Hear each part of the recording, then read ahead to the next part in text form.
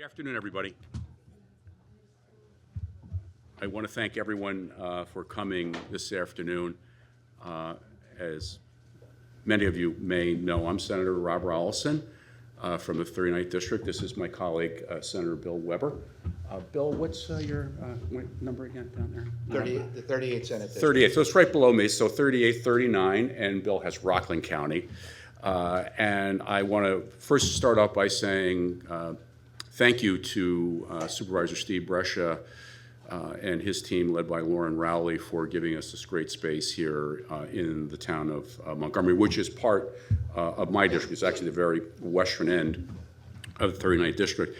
And the reason that we're here today, and again, thank you for coming, because if you weren't here, we wouldn't be having this roundtable discussion, is our conference and all the Republican conference decided to put together these roundtables throughout the state to talk about affordability and all the things related to affordability in certain areas that you all have expertise on. And this is actually the first one, so it's kind of exciting. So we're going to set the bar really high today for the rest of the state. We're going to also essentially model this after the regular hearings that the state legislature has, and essentially how they go is, and how today will go is, we're going to let each one of you introduce yourself, and then you're each going to have 5 minutes to talk to us about the topic which you're here for. And then after each individual has gone for the 5 minutes thereabouts, then Bill and I, for 10 minutes, will be able to ask you questions.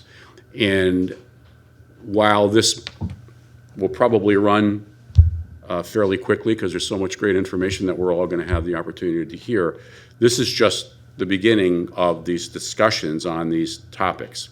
You know, my understanding is, and Bill and I were talking about this earlier, is that based on our discussions, not only here, but throughout the state of New York, we will be looking at ways that we can introduce legislation, both to increase things in certain areas, or also looking at it from a regulation standpoint. What are the policies that the state has in place that could be hindering your ability to carry out your mission? And we know that times are very tough in this state, in many areas of this country. And I'll end with this, and then I'm going to turn over to Bill to be able to say a few things as well, is that we're living in a time that is extremely partisan. It's very divisive, and that's not helping things. It doesn't help things when things are going just grand for folks, which never really is the case, but it certainly doesn't go well when we face a lot of very difficult challenges. Because when we talk to each other, we figure things out. When we don't talk to each other, we're not figuring anything out. And unfortunately, the individuals in our community that need help the most are the ones that are really left out of it. So this is a great way for us to have those conversations. Bill? Yeah, thank you. And thank you, Senator Rollison and your staff, for hosting us here today. Town of Montgomery for really stepping up and really helping us along with this forum today. Thank you to the panelists here and everyone for being here today. You know, I think what Senator Rollison said is very important. Talking about affordability, you know, we know we probably live in an area of the country where affordability is a big concern. It's a big issue. We hear about it when we knock on doors, when we talk to our constituents. And affordability obviously means a lot of different things to different people. Their housing, whether you talk about housing needs in our area, whether you talk about childcare needs and how unaffordable it is as well. When you talk about not only your property taxes, but your state income taxes. So there's a whole host of issues that we want to hear not only from you, but panelists later today, to develop, as the senator said, legislation and policy that will help small businesses, that will help everyday middle-class taxpayers in this state, so that we can give them a roadmap and a reason to stay in the state. We've seen the outmigration from the state, not only from businesses, but from people that will go down south, and they go down there for the nice weather, and that's true. But they also go to more tax-friendly states, and we, as New York State, need to recognize that things are not perfect here, and we need to make tweaks and adjustments in various policy decisions that we make, and really prioritize things that are important to everyday people in this state. So I think we'll get some great information. I think we'll have some great Q&A. And with that, I'll give it back to my senator. Thank you, Senator Bill. Rolson. And so just so you know, we have staff down from Albany. We have staff from the district office. The media team is here. This is being recorded and live streamed. Is it being live streamed? Tom? Just recorded. Good. Because we're going to look at this, of course. There's a lot of information that's going to come towards us today, and then we're going to have the ability to look at that. We have, again, analysts from the conference staff in Albany are here. So we have got a great team of people to listen to all of you today, to be able to also guide us as we get back to Albany and start our discussions, at least session-wise, in January. So, Timothy, I'm going to let you go down the line. Fantastic. Yep. Well, first of all, thank you so much for convening this discussion. It is both timely and critical that we wrap our arms around all aspects of what is really being experienced as an affordability crisis by a lot of New Yorkers. My name is Tim Foley. I am the CEO and Executive Vice President of the Building and Realty Institute, which is a real estate trade association throughout the Hudson Valley, primarily Westchester, Rockland, and Putnam, with members elsewhere. And our members cover the full life cycle of real estate in some respects. We have home builders and developers and remodelers on the building side, and then we have those who own or operate existing multifamily. Because I am on the panel with Adam Bosch, and I know I always co-sign everything that he's going to say with regard to housing production, I'm going to co-sign that in advance, sight unseen. I do want to talk about some of the challenges. Could we just do one quick thing? You're going to go first, but I just want everybody to introduce themselves, and then we'll go back to you for 5. Absolutely. Yep. Oh, great. Yeah. I'm Krista. Well, thank you so much for having me today. I'm Krista Hines. I'm the president and CEO of Hudson River Housing. We are a not-for-profit organization based in the city of Poughkeepsie, serving all of Hudson Valley, rooted in homelessness and affordable housing. Good afternoon, Kevin O'Connor, CEO of RUPCO, nonprofit working in the Mid-Hudson Valley. Hello, Adam Bosch, President and CEO of Hudson Valley Pattern for Progress. We've been the regional planning organization for the Hudson Valley for the past 60 years. And relevant to this conversation, we run the Center for Housing Solutions for the region, which is the region's research, policy, and strategy center to look at housing issues. And Good. I got to see what else I can get Tim to co-sign before. Yeah, you might as well make use of it since he's here. Exactly. He's already said it on Yeah. on camera. Tim? It's a very unfortunate blank check I just gave. Yeah, I'm so sorry. curious to see what's going to happen. Thank you so much. So I do want to start in an unusual place. We have seen, particularly within Westchester County, a surge in multifamily housing production, which has been fantastic to see. We're starting to see some of it in some of the other counties within the Hudson Valley.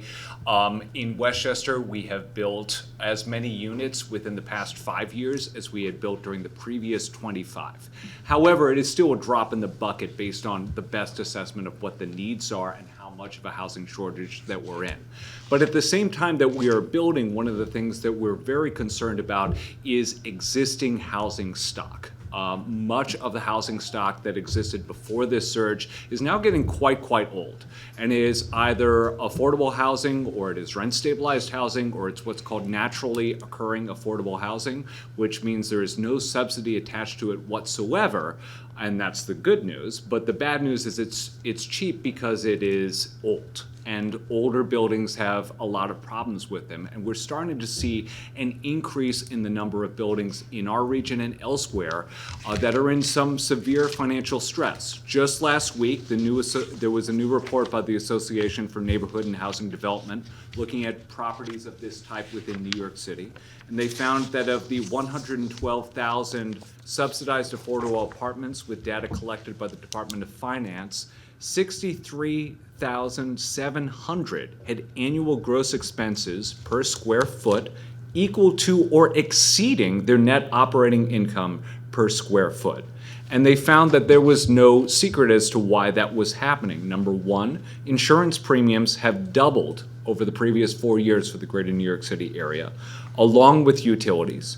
Maintenance costs have gone up between 20 and 25% across all of these areas. And at the same time, the share of billed rent owners managed to collect from tenants had also dropped from about 95% to as low as 70% in some cases. So the collections from tenants are going down from a variety of different factors. A lot of this housing, although it is affordable and is subsidized, is going to folks who are really struggling within this economy. And the cost of nearly everything has gone up. And you're seeing that same pattern repeated again and again and again against classifications of multifamily housing. Insurance is by far the biggest driver, and there are various things about the New York insurance market that had a start at a very high level, but it has escalated. Some of these are national or even international trends. There's been a lot of insurance claims coming from increased flooding, from increased heavy rain events, so on and so forth. But at the same time, where we're finding the rubber meeting the road right now is particularly in, again, existing housing. So the New York Housing Conference, which we're on their policy committee for, looked at the variance between how much insurance has gone up for new construction versus older and more affordable. They found that new construction for insurers was increasing by $58 per month per unit. And then for mixed income, so some is market rate and some is affordable, was at $78 per month per unit.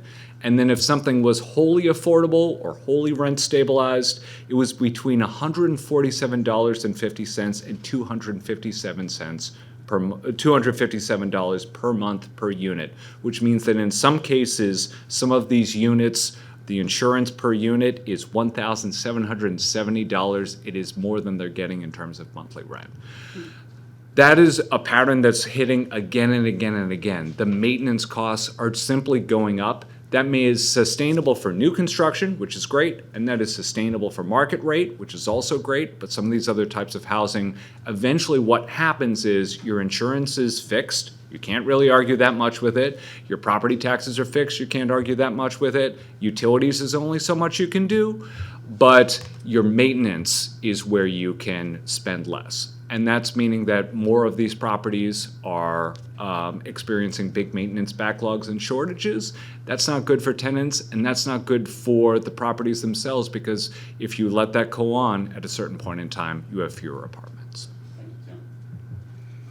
So I'm going to piggyback on what Tim was saying in terms of cost. That is definitely the biggest challenge that we are seeing as well in the creation of new housing units. So we just applied for 3 tax credit applications this past round, one in Ulster County, one in Dutchess County, and one in Columbia County.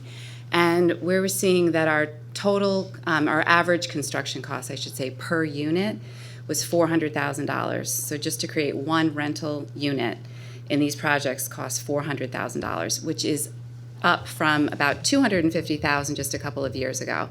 So that's a 60% increase. So obviously that's putting a lot of pressure on the subsidy programs that are out there. I mean, we're very fortunate to tap into a lot of the state programs and obviously the tax credit programs, but it's really, really hard to get these projects to pencil out. So, one strategy that we're, trying to deploy is modular building, tiny homes, the ADU program. So I have to commend the state for rolling out a lot of these programs. I know there's a new initiative called Move in New York that just came out. And obviously the ADU program, which we do administer for a few communities in Dutchess County. So I think we really need to be focusing on how do we bring our costs down, because again, there's just not enough subsidy. But I do want to talk about the subsidy programs because, again, we tap into many of them, and they're very, very good. However, they do have their challenges as well and their limitations. And I do want to talk about the tax credit program because the state tax credit program and the federal is like the main source to create affordable housing. We know that that's the main, revenue stream. And it's really limited. It's only addressing a very small segment of the population. So currently, the regulations allow you to serve people at 60% of the area median income. So we see most of the people that come to us for housing are either over income or under income because there's a really, really small window that you can serve in the tax credit program. Understandably, you don't want it to set people up for failure, so they have to earn a minimum in order to qualify. So for a single person, you have to make at least $40,000 to afford a tax credit unit, and you can't make more than $50,000. So that window is really small. So again, it's a great program, and we love it and use it, but it is not addressing the majority of the people out there, the folks that are over 60 and under 50. So one, thought that we had, and I would encourage, us to think more about this, is the tax credit program will allow you to go up to 80% of the area median income if you use income averaging. But that is a very complicated thing to administer. So if you serve people at 80, you can serve people at 30, but you have to manage those units, and in a big project, it can be very, very difficult to do that. So I would love to see the federal government consider just going up to 80% of the area median income. I think that would, really serve a lot more people, and it's something that we should consider, and not bother with the averaging, just increase it from 60 to 80. So that's just a suggestion. But again, I really want to commend the state for a lot of the other programs. The eShy program has been incredibly helpful. We use that a lot, and that serves people at a much lower income. Especially now, that's important because we know the federal government is looking to cut a lot of their programs that are for the very low income. So eShy covers people at 30%, which is incredibly important. One thing I would like to see, though, happen with that is to broaden the categories a little bit, because it is very restrictive. It only serves people that are disabled, seniors, which again is very, very important, but we have a lot of people that are making minimum wage that could certainly benefit from that program as well, and they're not eligible. And then just the last thing I want to, again, commend the state on their pro-housing community initiative. We see a lot of communities that are passing resolutions to become a pro-housing community, which is fantastic. But we would like to see some of these communities get some technical assistance because they're struggling with how they, deal with their zoning, their comp plans, all of that. They want to do it, which is fantastic, but in a lot of cases, they just don't know where to start. So, thank you. Thank you. Kevin? Well, thanks for the opportunity to come this afternoon and speak to both of you. Really appreciate you guys being here. The Hudson Valley housing crisis is beyond the breaking point. Median home sales price in the Mid-Hudson, $428,000. A two-person median income household can afford a $200,000 mortgage, leaving a gap of over $225,000. So people cannot buy homes. Rents have skyrocketed, leaving working families squeezed between stagnant wages and soaring costs. Aging homes, many built before 1960, need repairs owners can't afford and landlords are unable to make. While our rural infrastructure and our gaps in water and sewer and broadband block new growth. Programs that the state runs, like AHC, Restore, ADU, deliver results but are underfunded. Sustained support for youth build and local workforce programs is critical to keep housing development moving. The region needs flexible, pro-housing policies that empower local action, expand infrastructure, and preserve some of our affordable and sustainable homes. The issues we face include: New York has a scaffold law that increases costs by 5 to 10% and has caused several insurance carriers to leave the state, something we can ill afford to have, and now we have skyrocketing fraud cases. Insurance costs are rising, and today affordable housing is being targeted as a class to not insure, and so we're going to lose even more carriers. The lack of contractors and young people moving into the trades is really affecting, I think, our costs. And we are in some areas of the Hudson Valley, up in Greene and northern Columbia counties, and we're having difficulty attracting contractors. And that's true almost everywhere in the Mid-Hudson Valley. Our proximity to New York City, Kingston had the highest sale price in the country by percentage in the third quarter of 2020 when COVID hit. The highest in the country. That's quite a distinction. We're gentrifying our neighborhoods. We have the oldest housing stock in the country, and we've been doing a lot of housing repairs for owners and also for landlords to incentivize them. Now we're doing flood mitigation, which we've been doing for a decade and a half, but now we're doing fire mitigation to homes that have been damaged. We have outdated zoning codes, high development costs, high operating costs. And the map where we have zoning for multifamily and water and sewer is a tiny, tiny, tiny map. Shrinking household composition, short-term rentals have exacerbated affordability, and the lack of rent collection over the last few years has been really detrimental to this industry. We'd like to see, for consideration, strengthening communities and workforce, sustaining youth build programs, and trying to create other job training programs to work in and around affordable housing, panelized construction, for example. We have to recognize and treat housing as workforce infrastructure. We're doing workforce housing in Tannersville, a little historic redo in Pine Hill. It's workforce housing that's being asked for. We could do more zoning moderation grants to municipalities. They could certainly use the help. They don't have the technical expertise nor the money to modernize their zoning. How about seeker reform, where we would boost scientific study, real science, eliminate redundancy, and stifle NIMBY opposition. Funding of municipal infrastructure. The costs of expanding sewer in the Mid-Hudson Valley, unbelievable for villages and towns, huge number. Seeking municipal and religious-owned sites for housing, promoting pro-housing communities, allowing for reasonable short-term rentals, but have some regulation and tax them appropriately. Expand some of the funding sources that we have here in the state of New York, and encourage modular, adaptive use, reuse, and mixed income development. The one area that we're really lacking is doing small projects. The tax credit program wants to fund big projects, 60 units or more, the 4% tax credit, 100 units or more. They're targeting 200 units. Go into a community where they have 20 unit opportunity, very difficult to fund. We have a couple of programs, it's not enough. And lastly, I'll finish with this. We have been a very effective partner of the federal and the state government to deliver to your constituents. There's my timer. Good. Anyway, You must be a golfer. yeah, we're under-resourced. Just got our health care for a family coverage for annually, $37,000 a year just to cover health care insurance. That used to be a salary. And we used to have a great program in New York. It's been funded twice, to my knowledge, a nonprofit capital infrastructure program. Love to see it come back and help us to do some more things in this realm. Thank you. Thank you. Adam? All right, I'm gonna break my testimony in half. The first, I'm gonna share information. The second half, I'm gonna share ideas, and I'm gonna try to talk rapidly. I'm gonna repeat a bunch of things that Kevin said.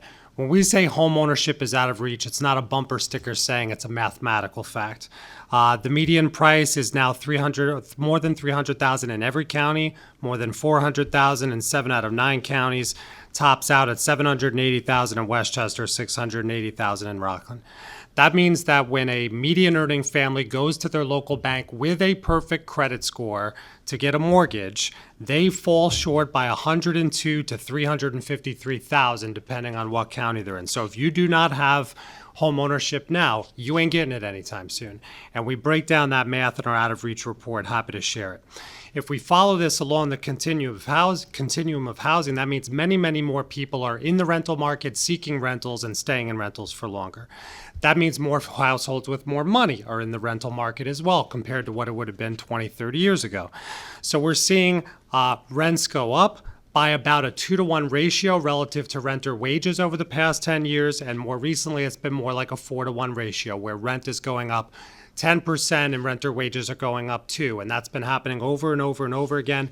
And all that means is that housing costs are gobbling up a greater percentage of our neighbors' take-home pay, leaving them less money at the end of the day for other essentials like transportation and healthcare and food, and definitely leaving them with almost no money left at the end of the day to buy furniture or go out to eat or do things that make the regional consumer economy go round.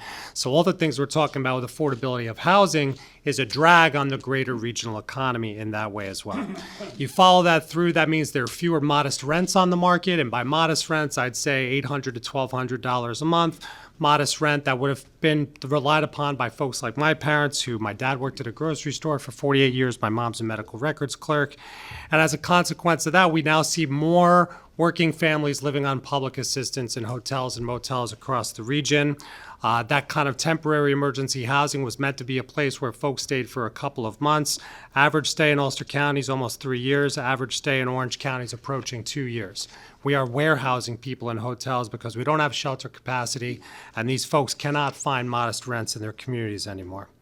As a consequence of that, Orange, Dutchess, Ulster have some of the biggest growth in homeless school children in New York State, a total of 504 school children living in hotels and motels in those 3 counties alone.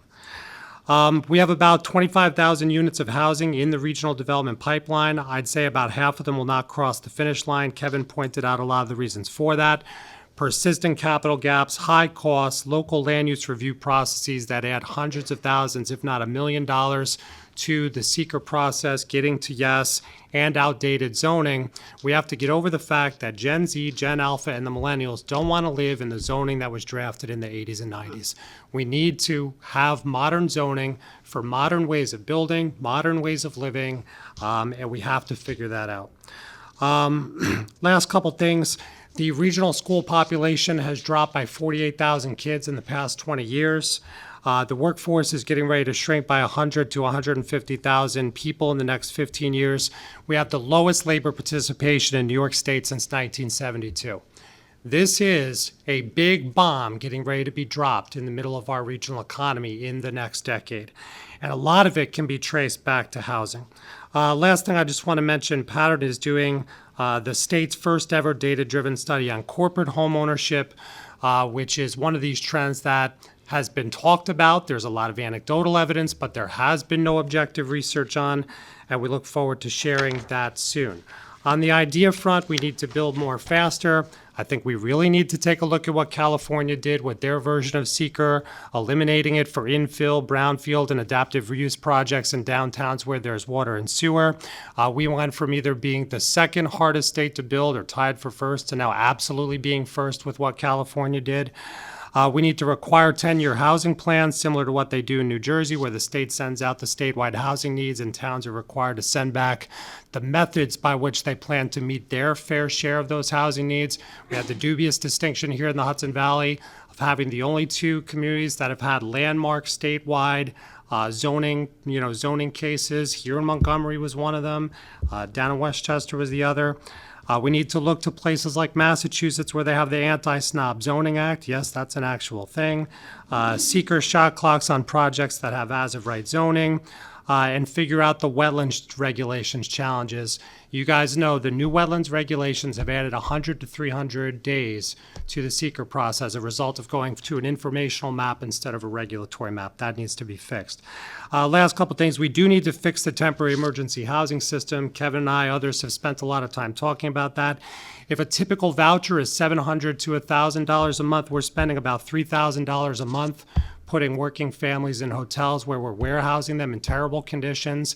It is a worse outcome for more public dollars, and we shouldn't be doing it. We need to build more rentals and more stock where we can shelter these folks. We need to look at housing as shelter instead of housing as investment. We got to tax short-term rentals and second and third homes differently. We might even think about applying the toilet paper rule. When you're short on toilet paper at the grocery store, it's limit 2 per customer. We're short on housing. It's time to think about whether people can own 5 when some people can't even rent 1.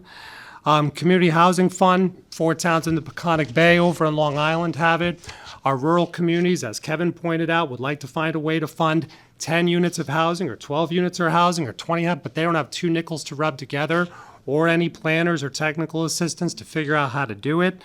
We need to watch carefully the consolidation of large-scale rental properties that Tim is talking about because of HSTPA, because of rent control. Yep, you're now starting to see consolidation into fewer hands. I'm going to end with this. Kevin mentioned shrinking size of the average household. I'm going to give Ulster County as an example. Their population has been flat like a glassy lake in the morning, okay? But the demand for housing has gone up by 3,300 units. Why? Because if you were here in Montgomery 10 years ago and the population was 100 and all the households were households of 5, you need 20 housing units. If you fast forward 10 years and the population is still 100 and the average size of the family has shrunk to 4, you need 5 more housing units and your population hasn't moved by a person. That is happening on a massive regional scale. In Ulster County, it drives the need for 3,300 more units of housing. Dutchess is over 4,000. Westchester, it's 12,300 units of housing just because of the shrinking size of the family. So I just want to underscore this. When we don't move toward housing, when we don't move to build more housing, we are voting for a future of population shrinkage workforce shrinkage, economic stagnation, and a drag on the economy. So this is like the most important thing we can do. I see we're joined by our friend and colleague, Senator Brian Marr. Brian, you want to come on up? And Adam, Yeah. just so you know, that was the very first time since being a senator I said, can you wrap it up? Sorry. No, I apologize. never had the opportunity to it. I've never run a hearing like this. I've been in a lot of hearings where the other. Kevin didn't set his timer for me. I'm What they blaming have, though, Kevin. is they have a clock with a buzzer. Yeah. See, so It's all thank right. you. I'm used to it. Well, I'm sure you've had a few of those, and thank you all. And Brian, good to see you. So what we're essentially doing is just like we do up the Capitol or down at 250 Broadway. Everybody's going to get 5 minutes to give us testimony, and then we have 10 minutes to ask questions and kind of go back and forth with the things that they said. Absolutely. I have a quick question on pro-housing, the pro-housing community program. I know it was rolled out, I think, the year before last. I remember I was up at the Capitol when some mayors, friends of mine, former colleagues, had gone up. There was a press conference with the governor on pro-housing. I know, Krista, you spoke about it just briefly and as a term. What is attached to that? Is there anything attached to that?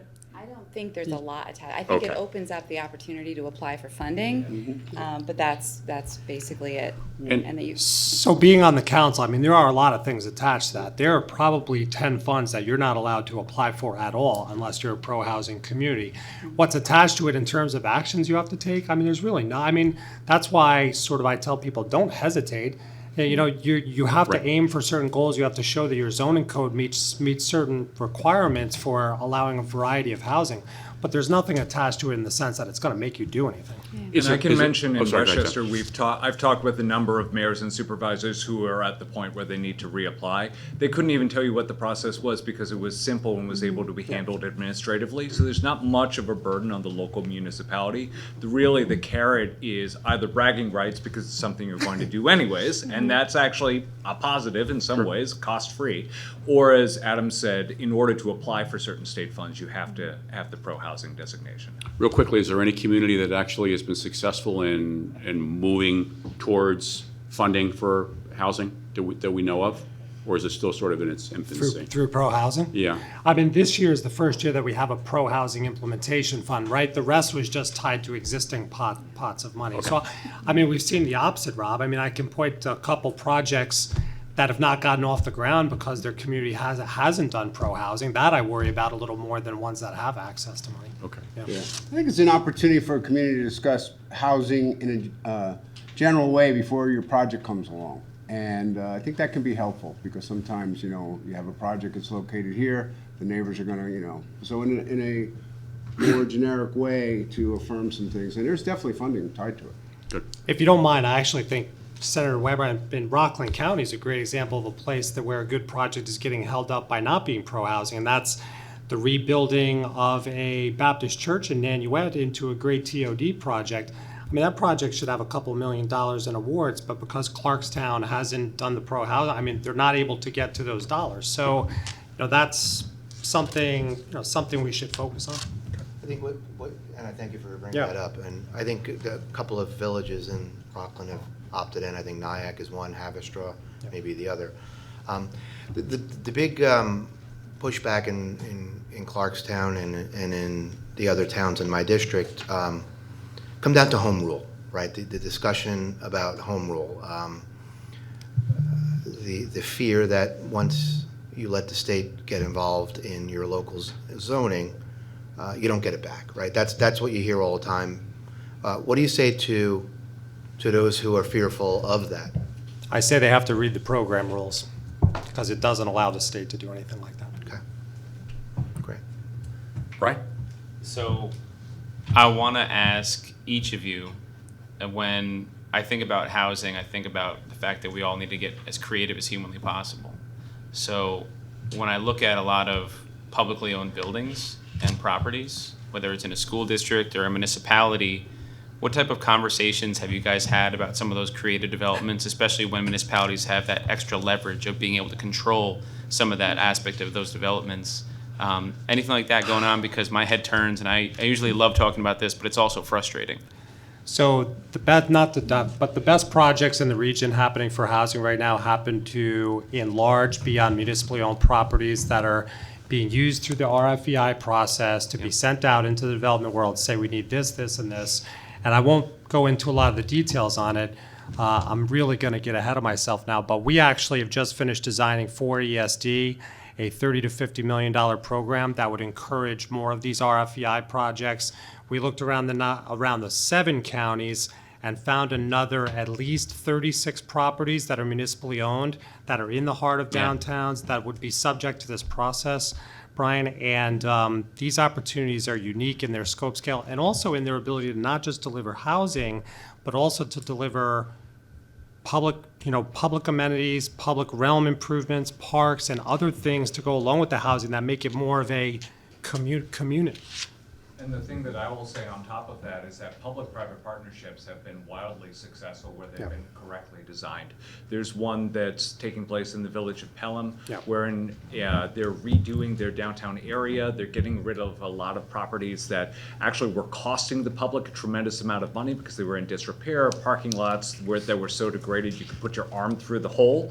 A municipal building that was hideously out of date and compliant with absolutely nothing because it was built in the early 1900s, and instead they now have a state-of-the-art municipal facility. They are building housing in places where some of these were. They're replacing most of the parking. They're revitalizing their downtown at the end of the day. Right. If you're most concerned about your neighborhood character, then you should want housing where it's replacing something that is already there, but is either no longer bringing value or clearly needs a huge amount of maintenance just to operate. That's infill housing. And a lot of municipalities either have the land, some school districts, although that's a little bit less common. And here in Westchester, or rather where I'm from in Westchester County, the county government is now doing a thorough inventory of all county properties to figure out where they could actually put that housing where it's literally not in anybody's backyard. Yeah, and I think from our standpoint, maybe there's something to be done legislatively in the Senate and the Assembly to create incentives for the municipalities and the school districts to encourage this type of development.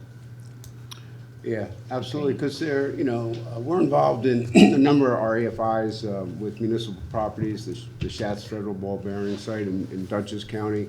We've done religious sites, High Point in Newburgh.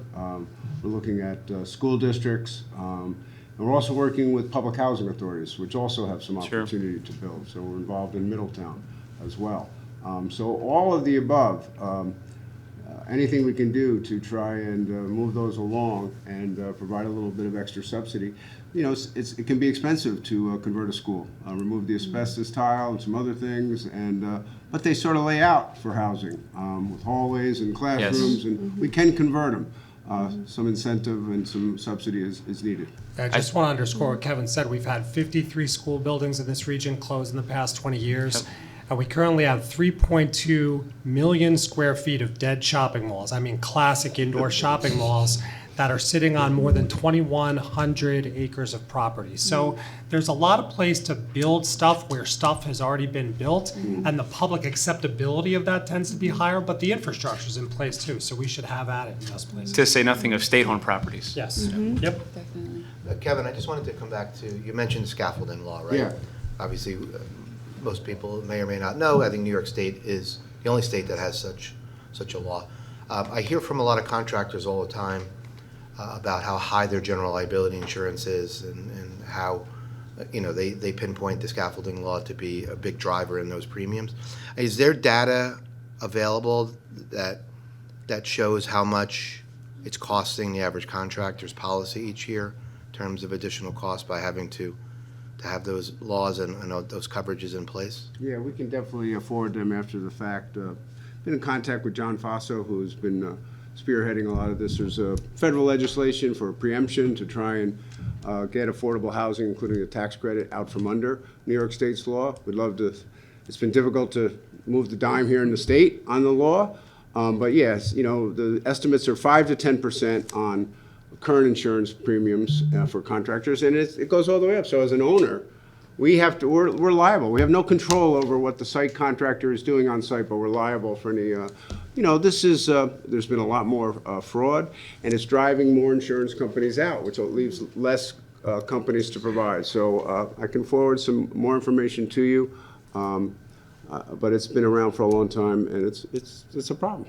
And it also dovetails with another problem that Kevin identified, which is the availability of contractors, right? Right. So not only are our existing contractors getting a tremendous amount of cost, but in areas like mine, which border with Connecticut, I've had many conversations with contractors and home builders in Fairfield, Connecticut, who would be happy to cross over the border, particularly since we have so many projects in the pipeline. But their insurance provider basically says you're not allowed to work in New York, because the cost differential is simply too much. Your policy doesn't cover this. I think I read something recently that maybe Governor Hochul had also mentioned maybe a willingness to look at it as well. Have you had any conversations with her?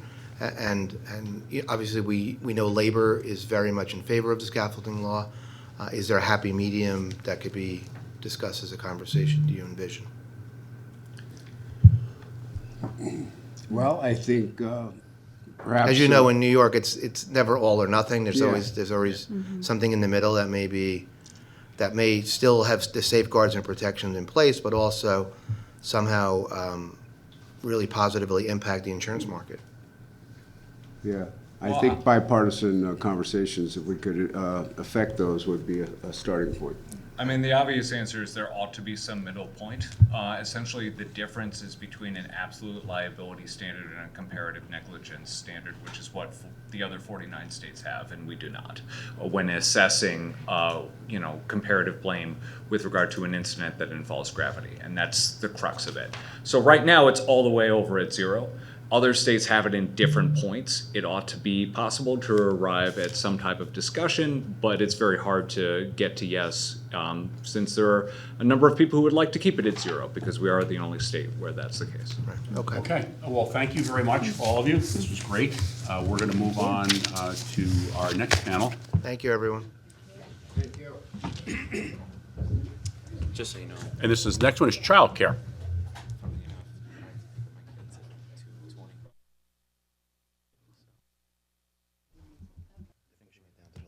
Thank you, everybody. So how we're going to do this, just to refresh everyone, and this way I'll keep remembering. So just if you could go from this way to that way, just introduce yourself and who you represent, and then we'll go back with Rachel, and 5 minutes for each presenter, and then 10 minutes from the three of us. Rachel? My name is Rachel Ambrosiak. I'm the Executive Director of the Child Care Council of Orange County. Thank you. Heidi Brandt. I'm a group family child care provider in Ulster County, and I'm also the president of CSEA Voice, Local 1000A, servicing 13,000 providers outside of New York City. My name is Kathleen Murphy. I'm the Director of Business Services at the Child Care Council of Dutchess and Putnam. My name is Karen Walsh. I'm the Assistant Director of the Child Care Council of Dutchess and Putnam. Himali Pandya, the new Executive Director at the Child Care Council of Dutchess and Putnam. It's me again, Adam Bosch over at Pattern. These are all the friends I got to make last year when we released the region's first ever comprehensive analysis of childcare, stress, and all sorts of wonderful things. Thank you. Louise McLaughlin, Executive Director of the Dutchess County Workforce Investment Board, current President of NIATAP, New York State Association of Training and Employment Professionals, and the WIB that I'm EED of is the founding organization for the Dutchess County Child Care Coalition. Okay, thank you. Rachel? Rachel. I'll just tell you a little bit about the Child Care Council. Hi, Brian. We oversee all the early child care programs in Orange County. We've been around since 1971, and what we do is we assure that all the programs are being run appropriately. We staff infant toddler mental health specialists, infant toddler specialists, preschool specialists. We have someone in there who CACFP, so we provide food for the programs. We just assure that the programs are running as smoothly and as efficiently as possible to be the right places for the families. I'm here today to explain the concerns of 76 centers, 20 family programs, 94 group programs, and 36 school-age programs. The cost of what they must charge to sustain their services are unaffordable for many families. Subsidy to cover some of the costs of childcare presently is unavailable. As of November, food stamps are no longer available. Subsidy cases have dropped from 1,023 in January to 738 as of September. Details of the cost of childcare, I brought folders for you because I have so many details about childcare, and Thank I you. didn't want to throw everything out at you. So I have a folder for each one of you. Right now, it's an economic necessity for working families. If a family is unable to obtain childcare, they may be unable to work, which affects the workforce. The current child care subsidy program, while helpful, fails to meet the needs of all eligible families due to limited funding and complex eligibility requirements. Families struggle. Many parents are unable to work or are forced to work fewer hours, limiting their earning potential and increasing financial instability. Businesses suffer, of course, because employers struggle to retain talent and productivity declines while employees miss work due to childcare issues. The economy falters because a lack of affordable childcare is a drag on our state's economy, hindering workforce participation and overall growth. The council's suggestion to proceed with this situation is to urge our legislators to expand and fully fund the Child Care Assistance Program, CCAP. This is the single most effective way to address the child care crisis and build a stronger, more equitable New York. We must increase funding, allocate sufficient funds to ensure every eligible family in New York can receive a child care subsidy, simplify eligibility, streamline the application process, and adjust income eligibility thresholds to serve more working families, including those in moderate income brackets, and support providers. Increase payment rates for child care providers to ensure they can attract and retain qualified staff, improve the quality of care for all children. Through making this critical investment, we're not just supporting families, we're investing in a more prosperous future for all New Yorkers. A robust child care system is a cornerstone of a healthy economy, empowering parents, strengthening businesses, and giving our children a strong start that they deserve.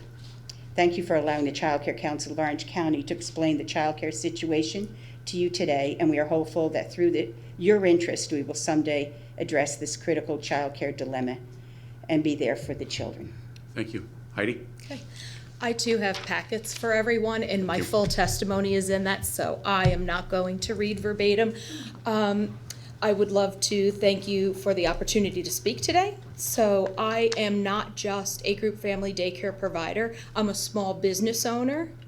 I have owned my business for 35 years. While it will never be extremely profitable, this is the passion that I have in my career forward.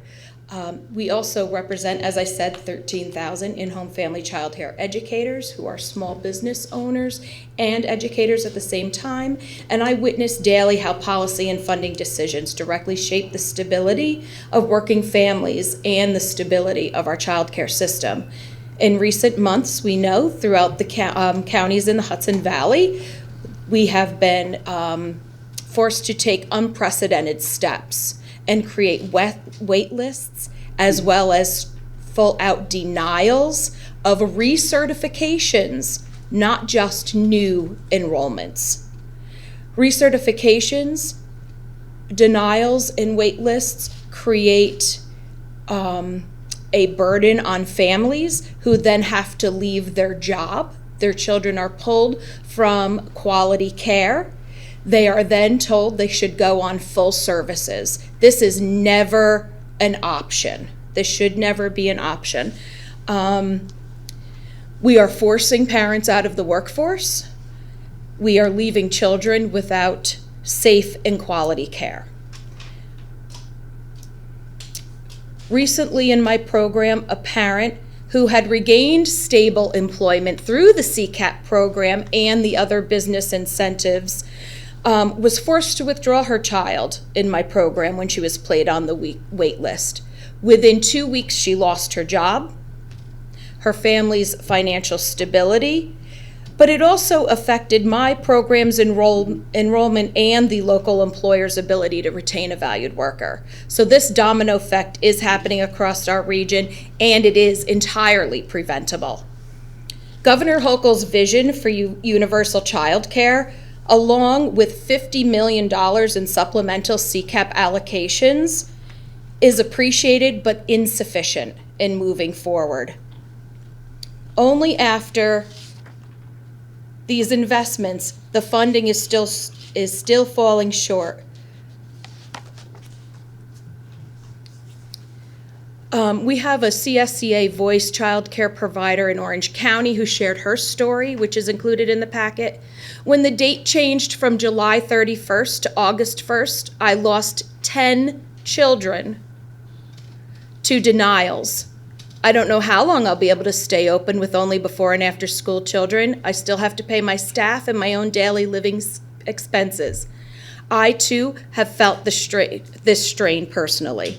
I've had to take money from my retirement to make up from the loss of children who have been with me for generations.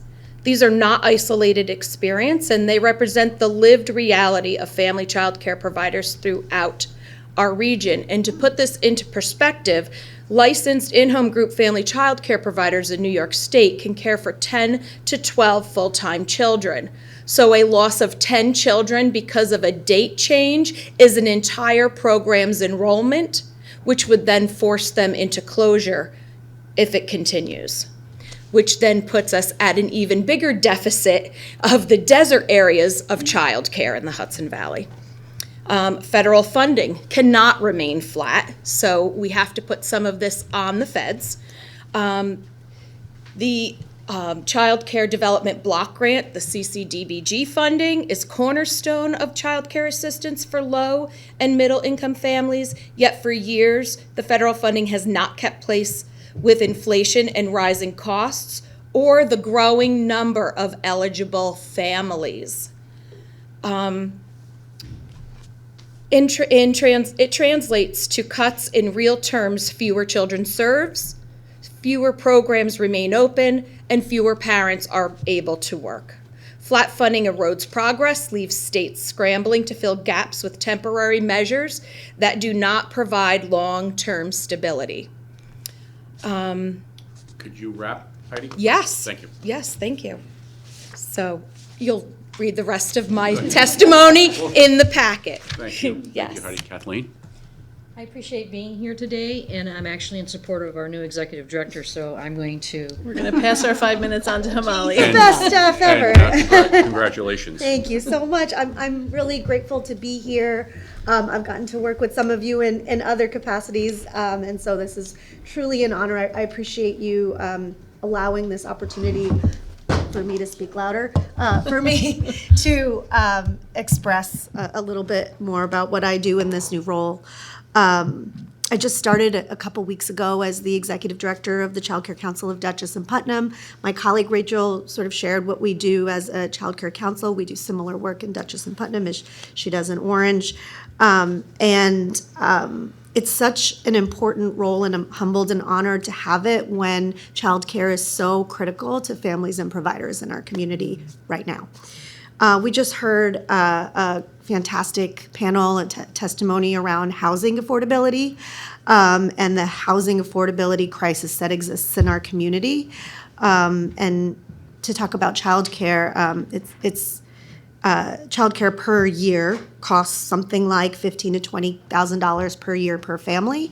And so that for most families is more than they spend on their rent or their mortgage in a given year. So if we're saying that housing affordability is a crisis, childcare affordability is also a crisis.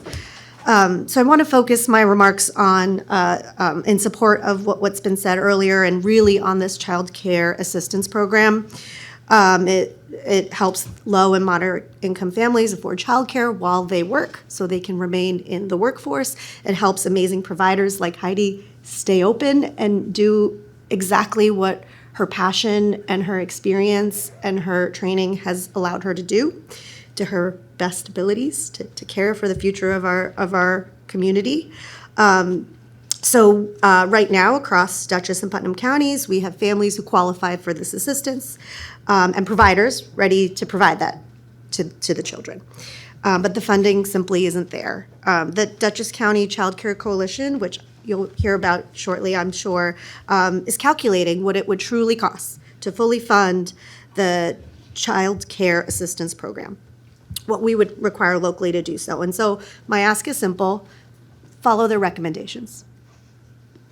That's a group of stakeholders and experts who know what's needed, high-quality, affordable childcare, and we should listen to the experts. So when the CCAP isn't fully funded, the effects ripple through the entire economy. It means fewer children get access to quality care, forces parents to leave the workforce or reduce hours, which impacts local businesses who are already struggling to keep employees retained. And some families, unfortunately, out of desperation, continue working and have their children be cared for in unregulated, unmonitored, unlicensed programs, which can be really unsafe for children. So to illustrate that impact, just an example, in Dutchess County, roughly the last, and I'm looking at Adam because I used his numbers, from 2007 to 2020, the birth rate went down by 16%. However, the percentage of providers, according to OCFS, went down by 33%. And so we're seeing that there are fewer providers. And so it's not just a demographics issue. It's a systematic childcare affordability issue, a sustainability challenge. So funding the CCAP would help stabilize families. It would ensure that families qualify for the assistance and the support is actually available, and that children are in nurturing environments during their most formative years of brain development. You know, those first 5 years are the most critical for a child's brain development. I mean, we would never allow a 5-year-old or a 12-year-old to go without education because of their parents' financial situation, right? That seems unacceptable. But why is it acceptable for a 3-year-old? So childcare isn't just a family issue. It's an economic infrastructure one. When families can't find or afford care, our workforce participation drops, our local economy struggles, and it loses twice, both from a childcare provider that could have to close, and then again, when a parent has to leave their job. So fully funding the Child Care Assistance Program is a concrete, immediate steps to keep parents working and to care for our children and to allow our economy to thrive. Thank you so much. Thank you. Listen to the folks that know the most about it. Next is Louise, so if someone could maybe give her, so as long as she is close enough to the mic. Yep. Give myself the start. Don't start me yet. Because I'm going to need 5 minutes. Okay. Okay. Good afternoon. Thank you for having me here today. I'm going to start with, I'm a newbie, so I don't have a packet for you. I apologize for that. I'm going to tell you we need to do something. I don't know what. I'm an expert on not exactly knowing what right now. There's just, I know we need to do something, so that's where we just need to start where we are. And I agree with Kevin that housing is workforce infrastructure, so that's equally important where I am. Dutchess County formed a childhood coalition back in late of December 2023 to try to answer this question of what are we going to do and how are we going to have access universal child care for every child in Dutchess County. Demand is higher than the funding that is available, and while some families can and do absorb these costs, many are not able to. So funding like the Child Care Assistance Program, CCAP, is really integral to what we are trying to do. We have a shortage of workforce, as we discussed.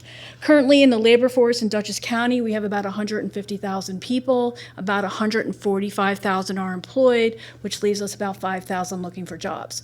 But here's the secret. There's pockets of people, about 95,000. I am counting 16 and up that are in school, so we got to pull those numbers out. So maybe we're 80, 85 that are not working. Why? We need to find out. That's something we need to do. But for some of them, childcare will be the reason.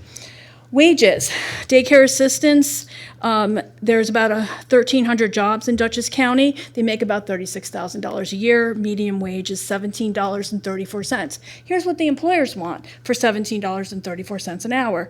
They want caregiving, skills working with children, child development, meal planning and preparation, behavior management, lesson planning, preschool education, infant care. This is not babysitting. This is early childhood education, and we need to look at it like it is that. Access. We need 10,348 early childhood education spots in Dutchess County. We need 2,106 early childhood educators. Right now, we have 176 providers with 5,942 licensed slots. So we are falling short. We need some policy change. Legislative, we're looking at that universal child care Senate bill. I kind of like the funding for the universal child care and establishing those pilot programs. Like to see sort of where folks are going with that. We like Senator Rollison's bill to direct the Commissioner of OCFS to establish a consumer-directed child care pilot. We'd love to see Dutchess County get a little bit of a role there. We're looking at that the Senate bill 1926 that requires local social services to maintain a waiting list of families who have applied for child care assistance and maintaining data regarding the income of such families. A little nervous with waiting lists because we don't want to establish false hope. If you're on a list, you think you're waiting for something, and if you're not actually waiting for any money that's available, that's kind of disingenuous. But let's collect the data. Let's see what people need and what is out there. Future potential, how do we solve the problem together? Supporting the current legislation, that's a start. It's a place to look at. Do we need to make any changes? Is there any tweaking? If and when we get a universal child care law, whatever we want to call it, we need a system set up to support it. We don't need unfunded mandates. We don't need rules and regulations that we can't possibly keep up with. So we need to have conversations county by county, regionally, statewide, to discuss what will work best to serve employers, employees, children, and the families at large. All programming needs to be business-directed, consumer-directed, and factor in public options and be directed to educate our children from birth to age 3 when they hit the universal pre-K. To wrap up, this is not a crisis one sector can fix alone. The only way we solve the child care crisis is by acting together, government, employers, education, economic development, and communities. Because this isn't just about a classroom and a child, it is about affordable transportation that gets families there. It's about a trained and supported workforce caring for the current and the next generation.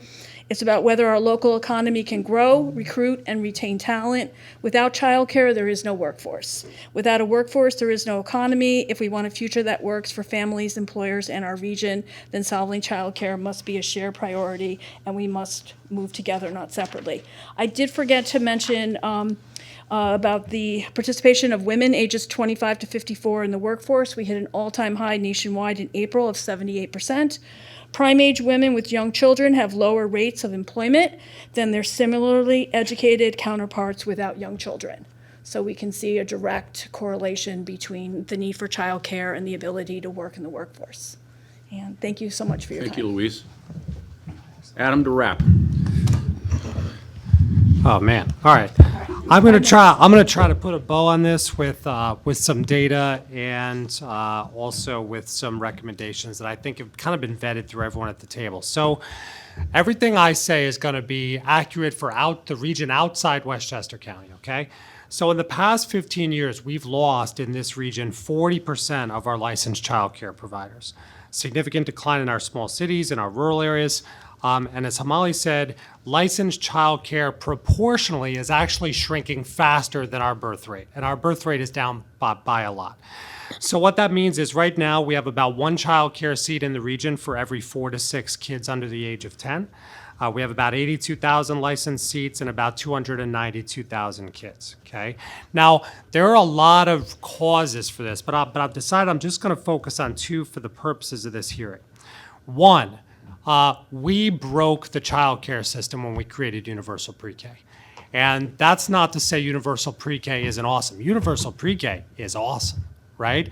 But it's important to understand how all of their businesses are run, which is that they lose money on infants because of the ratios, the staffing ratios. So they make the money to pay their staff off the 3s and 4s, right? A third of all the 3s and 4s were pulled out of the childcare system and put into public places like BOCES, like schools, like libraries. And the 2/3 that were left were put through essentially agreements with the school districts where instead of getting $12,000, $13,000, $14,000 per kid, the state was sending $10,000 to the school district was keeping a couple thousand for administration, then sending more like $7,000 or $8,000 to the ones who decided to sign up for it. So they were taking a $5,000 haircut off all these 3 and 4-year-olds who used to prop up their businesses from a revenue standpoint. So this is a real problem in the way that pre-K is structured, and it's resulted in a heck of a lot of these businesses having to close because they lost their revenue source and they lost the 3s and 4s. So that's one thing that's really important to understand. We have that in our study. The best one was out of the Cornell and Skidmore study where they had actual mathematicians look at this, and it was really, really stunning. The regulations, folks mentioned the regulations. They're strict, they're onerous, and I will say they are unevenly applied.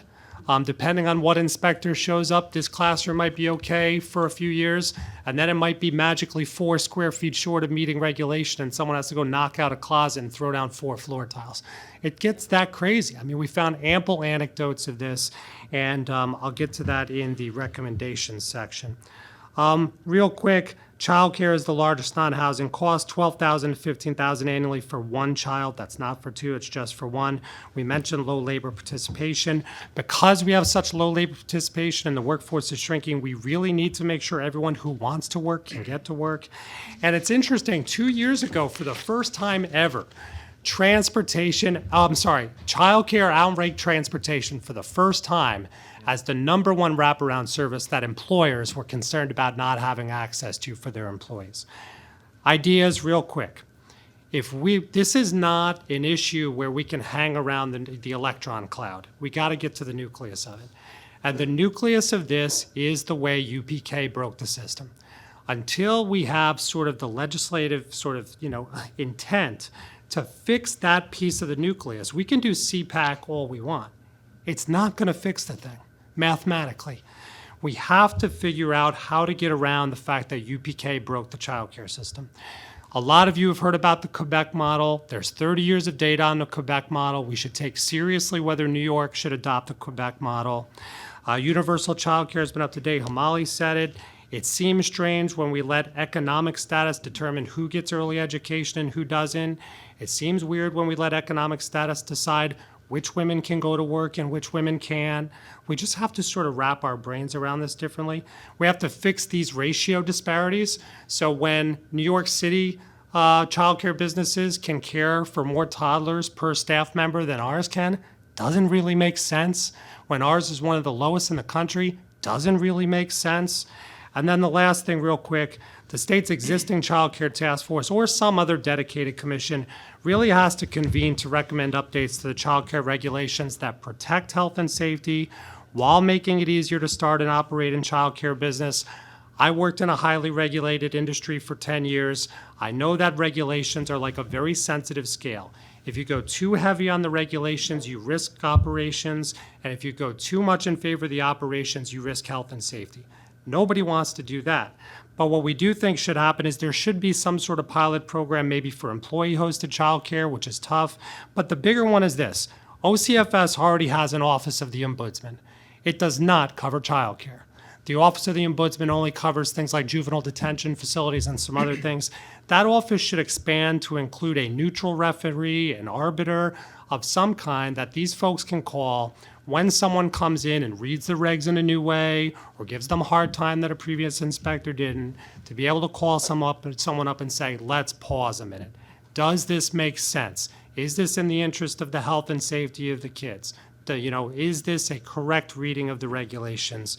And those two things, I think, would make it so that when you have a child care council like the one that covers Ulster, Green, and Columbia, 8 out of the 35 businesses that have closed since the recession listed the regulations as their number one reason for getting out of the business. So those are some of the things that I think are really essential to think about, this year. Thank you. I know, Brian, speaking of childcare, he has, So- yeah, and we're going to let Brian go first. So Senator Rollison has allowed me to go first in this one because it will be my last one, because at 2:24 p.m. I have to leave and grab my 2 kids. No, it's just life, right? My mother's caring for her mother, who is 89 years old, and so I have to grab my kids because my wife's a teacher in Monticello. So I just want to be very clear about CCAP real quick, right? So for the last couple of years, the program was expanded. It went from whatever it was at to 85% of the state median income, which is $108,000 for a family of 4. It also, the eligibility went from 20 hours a week, I believe, to 10 hours a week, and a couple other things happened. And the numbers, as they were brought to me, it went from 27% of families with a child under 6 being eligible to 47% of New York families with a child under 6, okay? That's a massive, massive part of the state. Senator Rollison and I signed on to a bipartisan letter during the budget when we caught the fact that this was not funded properly. So we asked for an additional $1 billion in that letter. Little did we know, months later, that that was also not enough. So the thing that I've been trying to do, and I've been sounding the alarm on, is how do we quantify this?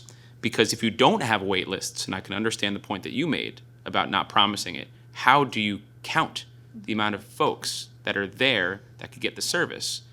From my estimate, and I would love to have all of you help with figuring out how to quantify this, I'm at 2 to 3 billion at least annually in the budget. And in a $254 billion budget where we love talking about how much waste exists there, we believe it's unconscionable from New York State to purposefully expand and give false hope to thousands and thousands of families and then deliver a system that's unfunded but also is set up with a 12-month period. So you have a family who's completely covered under the next 8 months that's making $108,000, a family of 4, and then you have a family who just got up and can't get re-enlisted that's completely on every level of social services and then was just told, nope, you can't go to work. You now have to be on all services, like I believe you said. That is the most unequitable, unfair process. And for the life of me, I am so frustrated that nobody seems to be listening. Thank you for some of the folks that are here for helping to educate me about a year ago. It has been extremely frustrating to continue to sound the alarm on this and see how bad it's getting. And to talk about the workforce and the impact just a little bit more, you have childcare providers who now are leaving the childcare workforce because their kids are part of the CCAP program and they can't fund it. It's as backwards as anything I've ever seen, and we got to figure it out. So the one thing that was mentioned was the ratio bill. I'm a co-sponsor of that bill. It's been passed by both houses. It is literally sitting on the governor's, not the desk, but waiting for the governor to sign it. That is one thing that could potentially ease in the short term that would not cost the state anything. So we're hoping to advocate for the governor to sign that. All of you, please get everyone to ask her to sign that as soon as possible. I could opine all day. All I will say to this is I am very appreciative of my colleagues that are here who get it, who are also sounding that alarm. But we really need to figure this out both short term and long term. And on that note, I got to go run and get my kids. Thank you all for what you do. Really. Oh, and I'm sorry, that was just a tirade. But when it comes to my question for all of you is, again, and I already said it, please, as I leave here today, work with my office. I'm the ranker on the Children and Families Committee in the Assembly. Senator Allison's in the Senate. We need to quantify this. As much as CCAP isn't the long-term answer, I completely agree with you. It is our reality, and we can't ask for funding when we don't know how much the program costs. So please help partner with us statewide to figure out what that number is before the next budget. Brian, but before you go, I Yeah. mean, the reason I think, and in our study, we had said that someone should, and I know Dutchess County had done this, they actually took a field trip and did it. Take a look at the Quebec model one more time, because what you're talking about is important. It's the inputs and outputs of revenue and expenses. And now that there's 30 years of data on the Quebec model, the thing that interests me most about it is, yeah, its ability to provide care to all the kids. But the thing that's most interesting to me is the numbers, because I'm a numbers nerd, right? So the fact that that program paid for itself because the additional, mostly women who got to go to work, really increased the payroll tax receivables to the province is really interesting. And you think about that untapped workforce and how much payroll tax revenue the state's missing out, not to mention productivity and stuff. You know, you may have this unrealized revenue that may be pretty close to what it would cost. I'm not going to say it's going to pay for the whole thing, although the economic studies in Quebec, different system, different taxation model, right? Different playing field. But what I'm saying is you might get closer than you think, which is why I think it would take a real good economist like the Skidmore and Cornell folks, some mathematicians, to look at it and say, how far short would you fall of actually getting the thing funded if it allowed X number of additional people to get to work and be productive? So. And it's $8 per child per day. It's like a copay, essentially. Is like the copay part, and yeah. Thanks, Brian. Thank you, Senator. Thank you all very much. Best of the gang. Apologies. Bill? Sure. So again, thank you, and for all of this great insight into certainly, as Brian alluded to, a crisis. And I think one of the things too, in talking about CCAP, was when we sent that letter to the governor, saying, "Hey, this needs more money." Look, they've got there are things that they have to do. We saw it, we sent it, but now we're going to a new budget year. So I'm hoping that based on what they know as well as we know, that there will be additional monies put into that program. But again, having to really understand just what is the number, right? What really, because it is, Louise, I think you were saying, it's not fair to be on a wait list and then your time comes up and it's like, well, sorry, that program, all the funding ran out. Because I can only imagine how families and single parents and caregivers who are looking to something, and then when you get there, it doesn't exist, is very, very disheartening. And especially if children themselves are also being told, hey, hold on, we're on this wait list, and then you're going to be able to get into childcare, and then they can't. So, and then all the costs, of course, that are associated with that. But this reminds me of these discussions, of course, of the very first hearing that I went to when I became a senator in '23 was on childcare at the Capitol. 9 hours. It was 9 hours long. I didn't know at the time that they went that long. But there were individuals, providers, and other nonprofit organizations from throughout the state. Similar discussions, the North Country with the child care deserts, much more profound and really disturbing when you're talking about, again, and just saying what I heard about the North Country. You're going to drive an hour and a half for child care. We're here, a little different, only because of the suburban nature of where we're living, but it's the same thing. If the money doesn't exist, whether you're going to drive 5 minutes or 45 minutes or an hour, that's the challenging thing. And to the point about universal pre-K, that is a whole other, when you're talking about the funding that is sliced off of that. But I'm going to ask one question, and I heard this and at the hearing in Albany, was that during COVID, a lot of the rules, regulations, and policies were waived to make it easier to get children in the seats. And it worked. And what had happened, of course, after we got through that terrible and unfortunate pandemic, we went back to the old way of doing things. And the new way during the pandemic actually worked. And I'm sure there were some things that needed to be tweaked.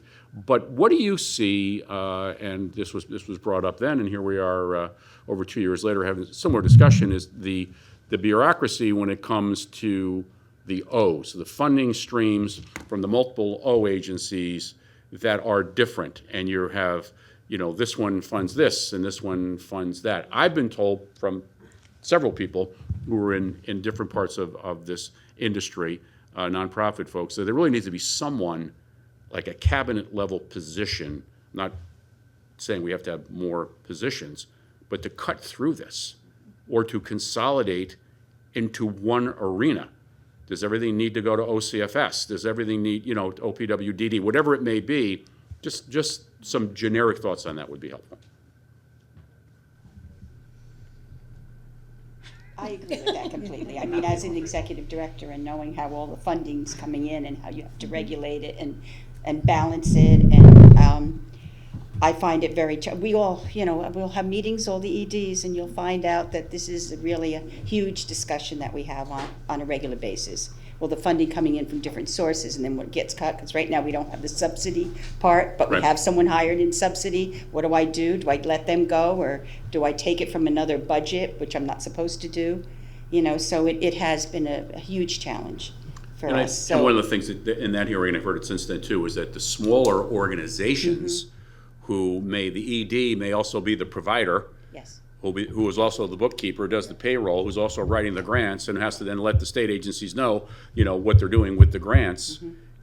These all contribute to the inability to provide the service that we so desperately need because they're leaving the industry. At the same time, we're trying to elevate the industry to pay them a living wage plus and treat them as the professionals that they are, because they're certainly held to certain standards. They should be paid that way as well. And with that, I'll end, and I'm going to turn over to Bill. Thank you, Senator.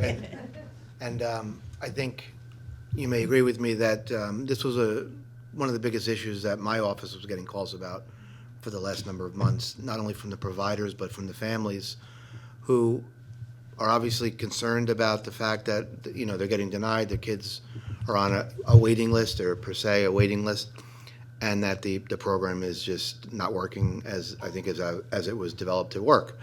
We had a meeting with our colleagues in government at the county level just to get a fuller understanding of what's going on, and a lot of this stemmed from what I think Senator Rollison talked about, where it was the COVID effect, where you had a big carryover effect, and the need is ever increasing, the cost is ever increasing. I think the county had told us at the time that there's probably nearly 1,000 kids that are on a waiting list or that are in need of the child care. And the amount of money that I think the county is getting, and John, you can correct me if I'm wrong, is around $9 million, I think, or roughly.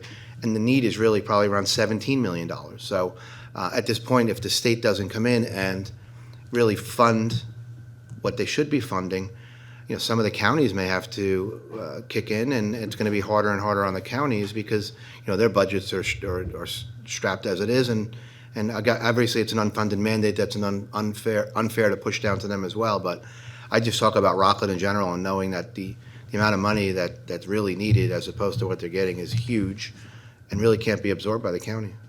So I guess the one question I would have, I think Rachel, you may have said about. There needs to not only be more money, but more flexibility. Can you maybe talk about what you would envision in terms of what are the policies that were kind of waived during COVID and are in effect now? And part was the ratios in the rooms, which made it easier to, because when you start talking about ratios, then you're cutting back on the amount of children that you have, because how much did they increase it by? An additional during COVID? During COVID, it was you put in the number that you wanted, and then you were granted the waiver or not. So I myself put in a waiver for an additional 4 children and was granted that waiver. However, when COVID went away, those 4 children also went away. Thank you. Oh, go ahead, Catherine. I'd like to address something too, regulatory. One of the things that's happening is that there are, particularly centers, they're being cited if the director is in the classroom being the lead teacher. And that's because there is a shortage, and they're getting a violation. And in a couple of cases, these centers, because they receive that violation, are dropped by their insurance company. Yes. Okay, this is a very broken system. The director is doing what they're supposed to do to keep everybody in ratio and make certain these kids are getting what they need, and then an inspector comes in. Oh, what are you doing in the classroom? that's against regulations, violation, and we've already had a couple of centers that have lost their insurance because they received violations. And to try to get insurance again after being dropped is an astronomical cost, and usually they have to try to seek outside of the state agencies to be able to get insurance again. One more, and then we're going to have to move on to that now. I also got a lot of calls at my office, and I just want to know if it was just down by me or regionally. There was it seems like there was a big waiting list or delay for a lot of daycare centers to get their fire inspections done. Is that? Yes, they've hired a second. There was fire one person to inspector. go to how many? There's two now for the For the entire. I know Two for all set for all No, 6 for or the 7 entire counties. Westchester regional Right. office. Yeah. So They're allowed to have 3, but they're having a difficult time hiring that third person, so they're stuck at 2. okay, has that process since they've hired the second one sped up the? No. I received a waiver when I submitted my 4-year application that I did not need a fire safety inspection. Hey, Rob, can I just real quick, something Rachel said, because I know you guys have to think about the math of what's going to go in on the expenditure side on CCAP. OCFS has the number of licensed seats across the states, which is higher than what they actually care for because of the ratios. You could actually take the number of seats that they have across the entire state and apply a factor of how many are currently getting CCAP to come with a budget number. But then what you got to do is, Rachel pointed out, if your ratio bill passes, then it then changes that number.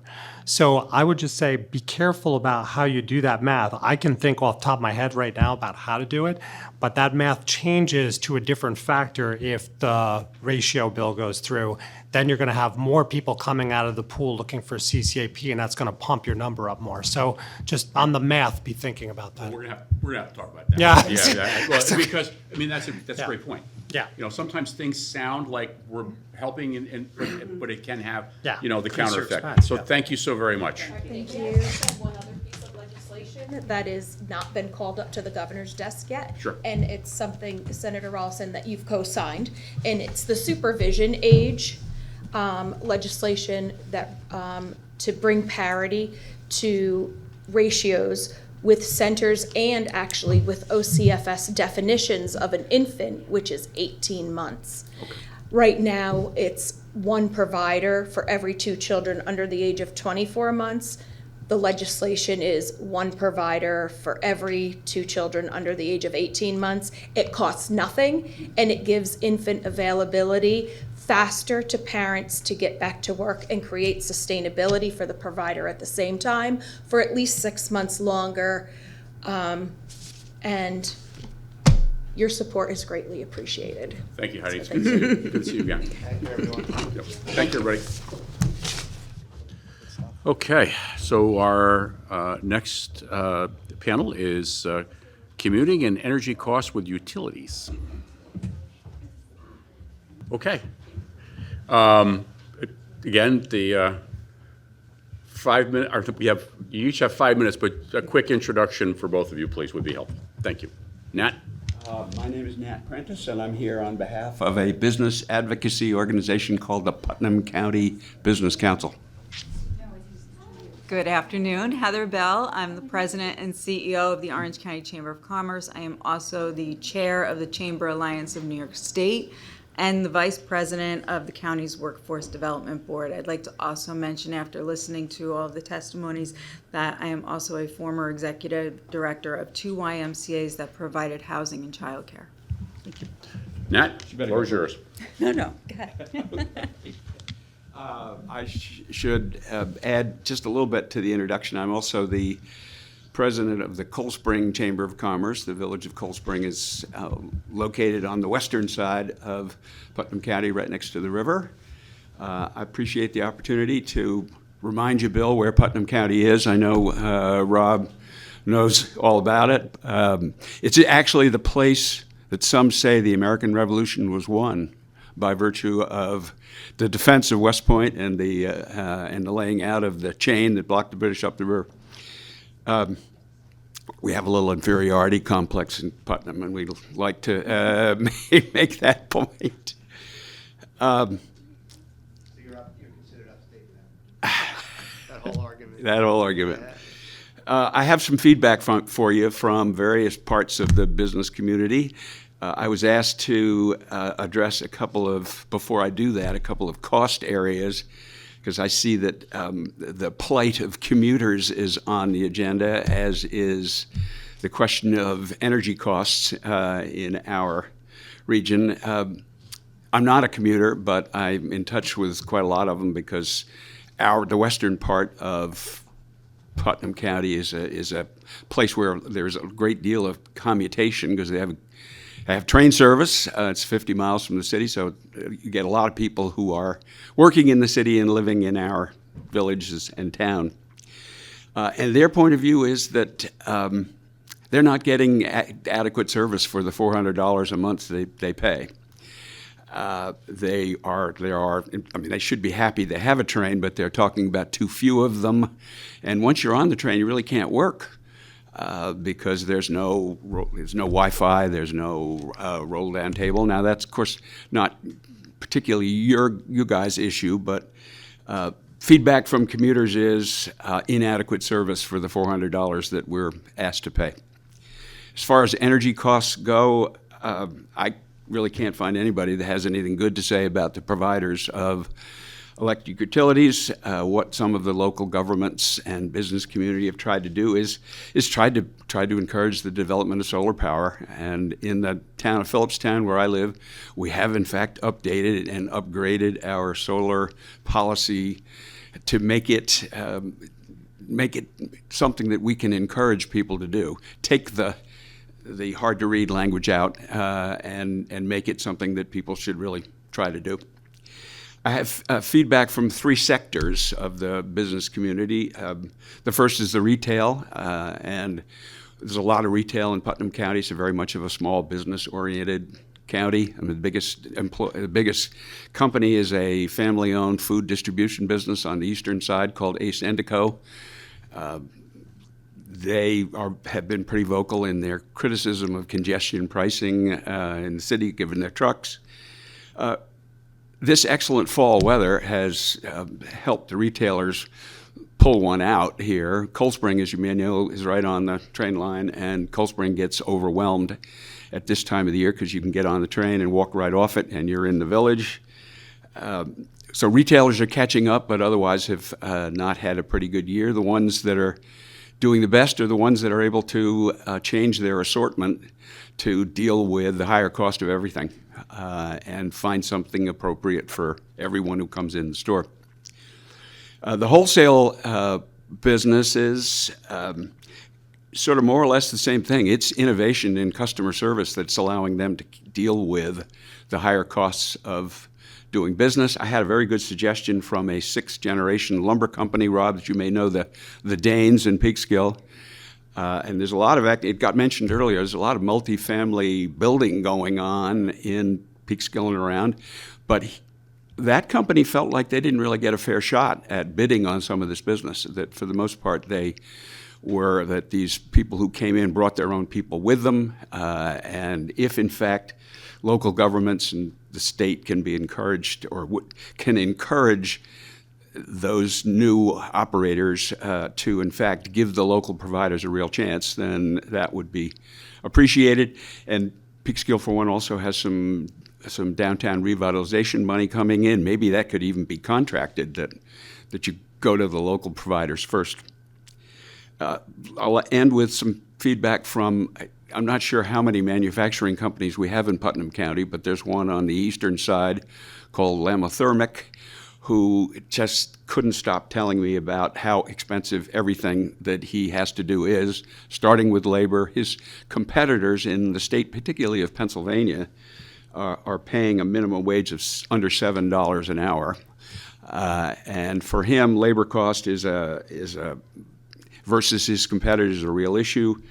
I heard lots of comment about insurance costs. He's certainly got them. And he did go on to say that the cost of being environmentally compliant is really hard for him to, where the attention paid to where he moves his dirt and the cost of removing that dirt is really making it hard for him to stay. But he wants to stay. anything that the state could do to increase the capabilities of the industrial development agencies, the possibility of developing a kind of a SWAT team that would respond to a competitive situation. Somebody's about to go to Connecticut, the team swoops in and helps to try to mount a competitive response. But that's the feedback I have for you. Thank you, Don. Heather? Thank you. Well, first, I want to say thank you for the opportunity to be here today. I apologize, but I was on vacation when I received the invitation, and I made my remarks this morning. So at the risk of being repetitive to all of these topics previously discussed today, I will say they do affect one another and the residents and the businesses that you represent and that the Chamber also represents. So, as a business leader, a resident, and an advocate for economic growth here in the Hudson Valley, I want to share some of the real challenges that we're facing and outline some practical steps that New York State can take to make living and doing business here more affordable, sustainable, and equitable. The reality is that we're living in, across New York State, families and employers are alike struggling under the weight of rising costs. I don't think anybody can dispute that. Housing costs, they continue to soar, putting home ownership and even rental stability out of reach for working families. The average wage in the upper Hudson Valley, according to the recruiting sources, is $50,000. When was the last time that you were able to live off of that? A one-bedroom on the lower end is $2,500 a month. That's in Beacon, Fishkill line. Before taxes, that leaves you with $1,700 a month.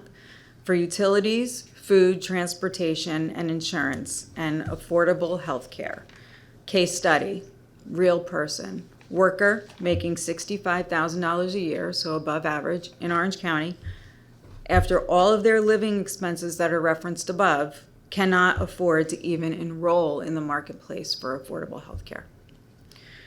Insurance premiums, whether it's for property, liability, or health, are skyrocketing. Rob, you were a part of the small business event that we, Senator, it was, okay, that we hosted for our small businesses to talk to you about that. And one of the biggest topics was insurance.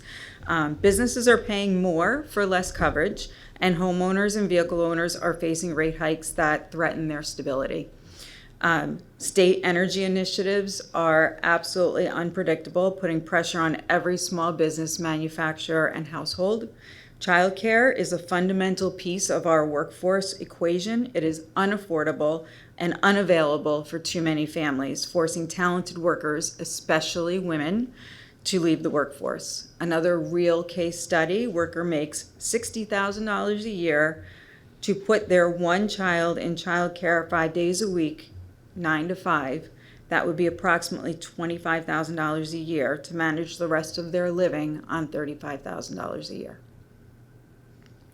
And I have to support Adam's comment about regulatory interpretation depending upon the inspector. That is very true. The MTA is constantly looking to Orange County for a bailout. They are a poorly run business. We have one train that goes up to Port Jervis, turns around and comes back. So I appreciate what you're saying about Wi-Fi, but we can't even use the MTA to commute.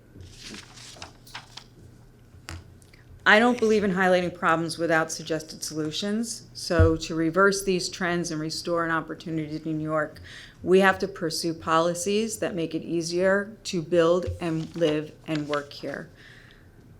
All of these issues are compounded by deteriorating infrastructure in Region 8, something that I have been very vocal about.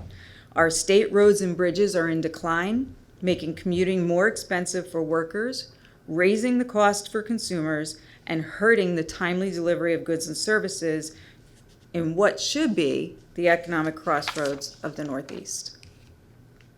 So what do we need to do? We need to lower our housing costs through smarter regulation, incentivize adaptive reuse and vacant or underutilized commercial buildings into workforce affordable housing based on income, not Section 8. I'm going to need you to wrap in just a minute or two. Sure. Because I know we've got others that are behind and probably may have to leave a little early, but. Yep. You're right. Thank you. Expand infrastructure grants to municipalities that proactively zone for mixed use and multifamily development near transit and employment centers. I'll skip the livable wage and workforce stability to talk more about the insurance that the state level insurance affordability task force you need to put together to review and reform practicing and covering requirements. This has to be some regulatory control here. I have businesses that are facing a 35 to 40% increase with no claims, not to mention that consumers are experiencing the same with automobile insurance. Energy, something that I was asked to speak about, forcing new construction to rely solely on an electric grid that is already strained by increased demand from vehicles and existing infrastructure is unsustainable. Our grid simply isn't ready to shoulder that additional load without massive immediate investment. Likewise, forcing existing homeowners and businesses to transition entirely to electric systems will be costly and destabilizing. For many, those cost conversions are prohibitive and is what can drive families and businesses to relocate to a more welcoming and affordable state. We have to balance our environmental goals with economic reality. I'll wrap up with investment in your infrastructure and mobility. We have to prioritize Region 8's crumbling state roads for immediate repair and modernization. I don't want to make this political, but I will say as a business operator, there are times when I have to reallocate funding. So if we have $50 million to delegate to legal services for individuals, we have $50 million to fix our infrastructure in Region 8. Do our lawmakers, and I apologize, I don't mean this to be offensive, but do our lawmakers live in a budget, in a bubble in New York State? Go to other states. You don't have to pay to drive on their roads. They are in pristine condition. We have some of the most costly roads to commute on in a deplorable condition. I'll close it with we need to treat childcare as an economic infrastructure, not a luxury. We have to expand our tax credits for employers who provide on-site and subsidized childcare, and that includes nonprofits. New York's greatest strength has always been its people, our ingenuity, our work ethic, our resilience. But without affordable, accessible, and an opportunity that is strength tested, it's time to modernize. It's time to get our policies to meet today's realities. And by lowering housing and energy costs, cutting red tape, investing in infrastructure, and supporting livable wages, we can make New York once again a place where people want to live and thrive. That's it. Thank That's you. it. And I'll send you my remarks. Yeah, please. Because there was a lot more in there. I'm sorry, I tried. No, that's okay. I wanted to start off with talking about sort of the Orange County model, which you're part of. Mm-hmm. It's many of the things that are wrapped into the discussions today and things we haven't spoken about today have to do with coordinated economic development. Orange County is, by all examples, a business-friendly county. You have the chamber, the partnership, you have county government, you're seeing growth, and I think that there probably is certainly a great story to be told, and is being told, that New York State could emulate sort of that. Briefly, could you just talk within just a couple of minutes of how that works and how that should be an example for doing things in other parts of the state? We have a very forward-thinking county executive. So he has an economic development task force. The chamber is not funded by the county or the state. Some chambers are. The chamber is not associated with tourism. Some chambers are. So he's taken a private organization, the chamber. He has taken a private organization, the Orange County Partnership. He has taken the IDA, and he has combined all of us with his Department of Tourism, his Department of Economic Development, and at my suggestion, his Department of Workforce Development to create a strategic economic development team. We meet twice a month, and we collectively are what has made this county become what it is. It is a thriving county. You've heard him say many times that he has a budget surplus. That's because it's smart decision making, and I'll give you a quick example. I had somebody come to me from Dutchess, and they said, I have this idea, I want to implement it. That was on Friday. Monday morning, I had the entire task force in my conference room at 9 a.m. to discuss with them. They walked out of that room and said, wow, other counties say it can't be done. Orange County says, how do we make it happen?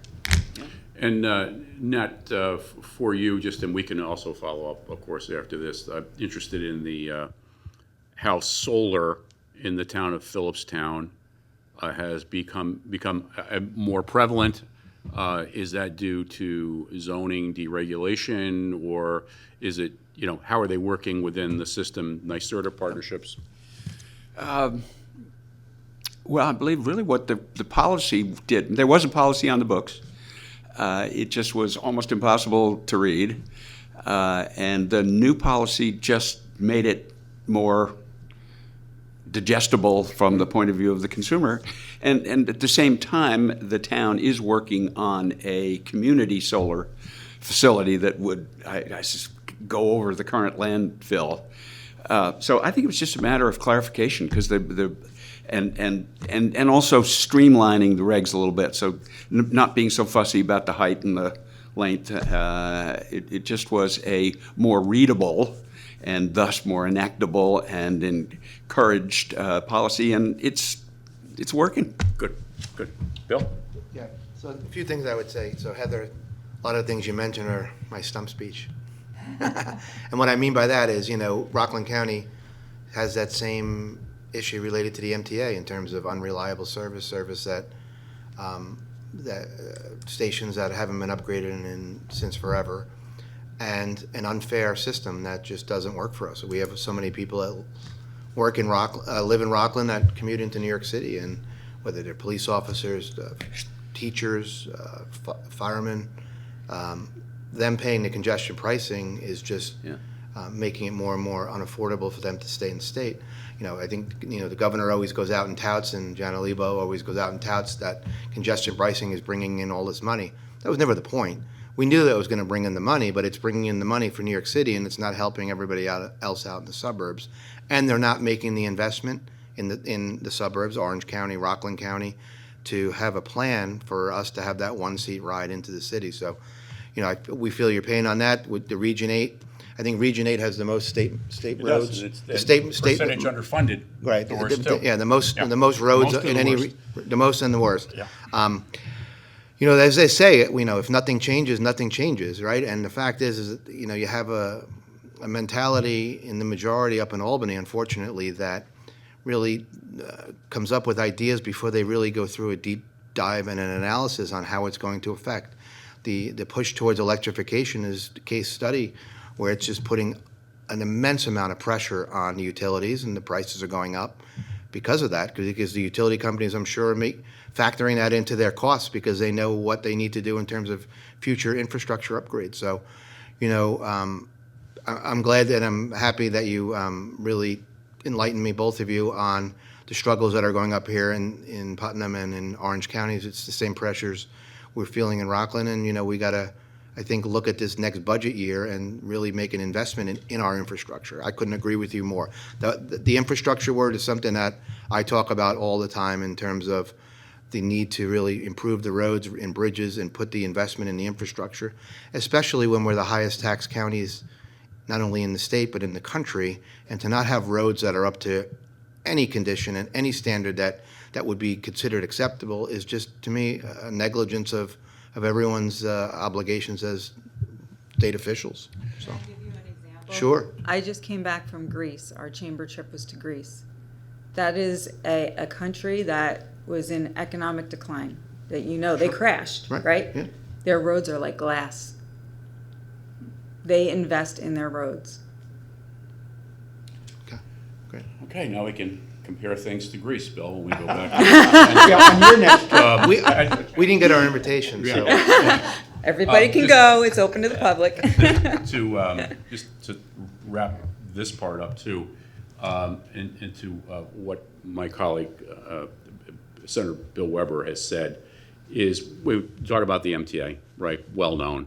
Whether you're on the Orange County side or the Hudson Line side, there are challenges there. It's underfunded. We know that, the capital project. You can't keep going back to the taxpayer, payroll tax, congestion tax, fare increases now on both sides in all lines.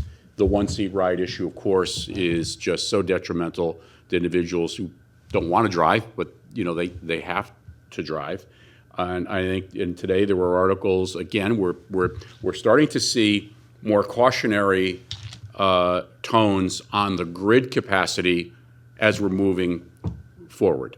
And even maybe, Bill, some discussion from the other side of the aisle on some of those things too, when it comes to the grid, because, especially some rural communities, that grid reliability and the extra grid capacity is very important when they're dealing with the changes in weather that they sometimes, now we're seeing it too. So there are all these things that are coming together. I appreciate both of you for taking the time to come here today, and look forward to following up with both of you. Thanks for having me. Thank you. And welcome back. I'm glad that you were able to swing in and swing out. Thank you. Okay, our next and final discussion point is going to be food accessibility. And please come on up. It's good to see you both. Thank you for being here. Felicia, you could start with a quick introduction and then turn it over to Laura for an introduction, and then Felicia, you can give us some discussion, please, and testimony. Will do. So thank you again for the opportunity to speak to both of you, and I just want to say thank you for being, champions for many folks in the Hudson Valley facing food insecurity. My name is Felicia Kalin. I'm the Executive Vice President of the Regional Food Bank Hudson Valley. Good afternoon. Thank you for having me. My name is Laura Washington. I'm President and CEO of Community Foundations of the Hudson Valley. Felicia? Food Bank Hudson Valley, our mission is to lead a network of partners to alleviate hunger and prevent food waste. As an organization, we cover 41% of the landmass of the state of New York. Here in the Hudson Valley, I cover 6 counties. We are in a state of emergency for food insecurity. We have a location here in Montgomery, we have a location also in Latham, and we operate a 160-acre farm.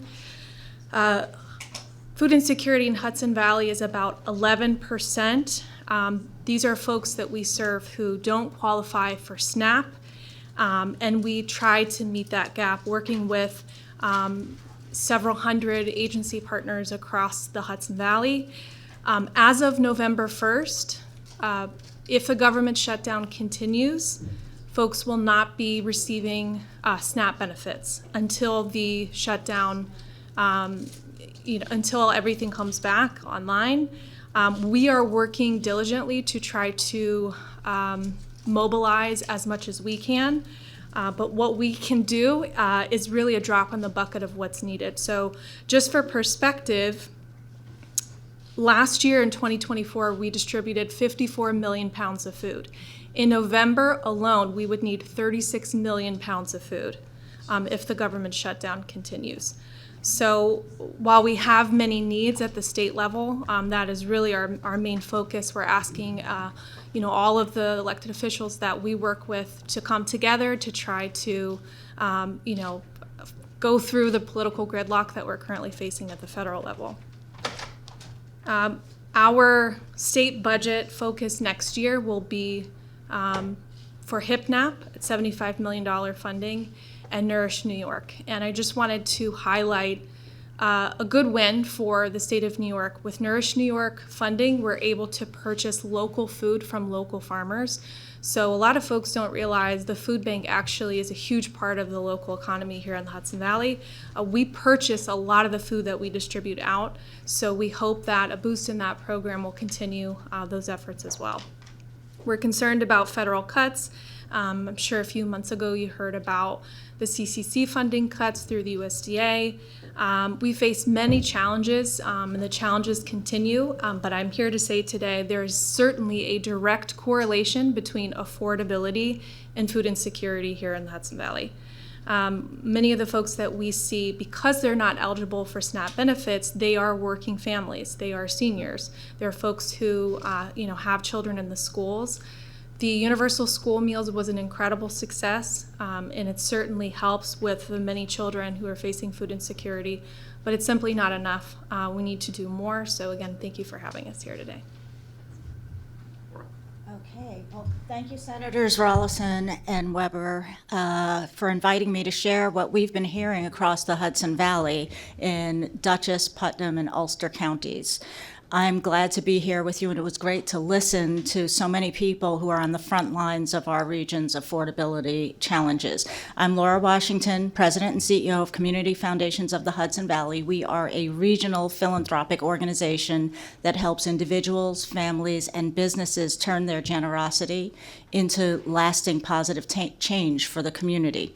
Today, we manage more than 600 charitable funds, and for the past 50 years, we've directed local giving into grants, scholarships, and partnerships to strengthen our area. We also provide training, research, and capacity building to help local organizations grow stronger and more sustainable. Over the past over 9 months, we hosted community conversations with residents and nonprofit leaders and community partners across Dutchess, Putnam, and Ulster counties, and these conversations culminated in our Voices of the Hudson Valley report, which we released a few months ago. And what we consistently heard was about affordability challenges that affect nearly every part of life.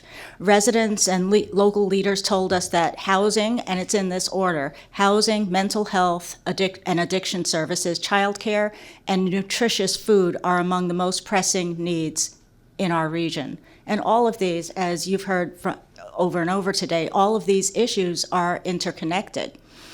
When housing takes up most of a paycheck, families often have to make difficult choices like cutting back on groceries. Mental health and addiction challenges can make it even harder to maintain stability, and when childcare is too expensive or not available, parents can't work consistent hours, and that further limits income and access to nutritious food. Through our grantees' work, we see clearly how challenges in housing, food, childcare, and health are interconnected. Behind every effort to address hunger are families that are coping with broader cost of living issues. And that's why our approach to food security focuses not only on emergency relief, but on building systems that make healthy food accessible and affordable. Over the years, we've distributed more than $4 million in grants to strengthen the local food system. And that's by supporting initiatives that connect farms to schools and senior centers, expand fresh food delivery to underserved neighborhoods, and improve coordination among hunger relief efforts. We also helped launch a local version of Chow Match. That's an app. There's an app for that. An app that rescues surplus food from restaurants, grocery stores, and farms, and redirects it to agencies that are serving residents in need. But what our partners have taught us is that charity alone isn't enough. Together with government, philanthropy, nonprofits, and local businesses, we need to invest in the infrastructure that supports long-term food security. That's shared kitchens, food hubs, cold storage that help small farms reach more people, programs that stretch food assistance dollars further, career pathways in the food sector that pay living wages. Food security is inseparable from housing, from childcare, from health. It's the foundation of family stability and community well-being. One resident we spoke with in Ulster County said something that really stayed with me. She said, people shouldn't have to choose between paying rent and buying groceries. That captures what too many people are facing, and that's what the conversation really has been about. So thank you for bringing us together and recognizing how deeply connected these issues are. At Community Foundations, we remain committed to listening, sharing what we learn, and turning those insights into action so the Hudson Valley remains a place where people can thrive. Thank you. Bill, you want to go first? Sure. Yeah. thank you for being here today and really highlighting, those areas of concern. I see it in my district. I'm sure, Rob, you do in yours, whether it's the Sloatsburg Food Pantry, whether it's the Martin Luther King Center, whether it's People to People, or even the food banks down in the other parts of the county. As fast as the food's coming in, it's going out right off the shelves. You have so many people that are relying upon and have a need for food because they can't afford it.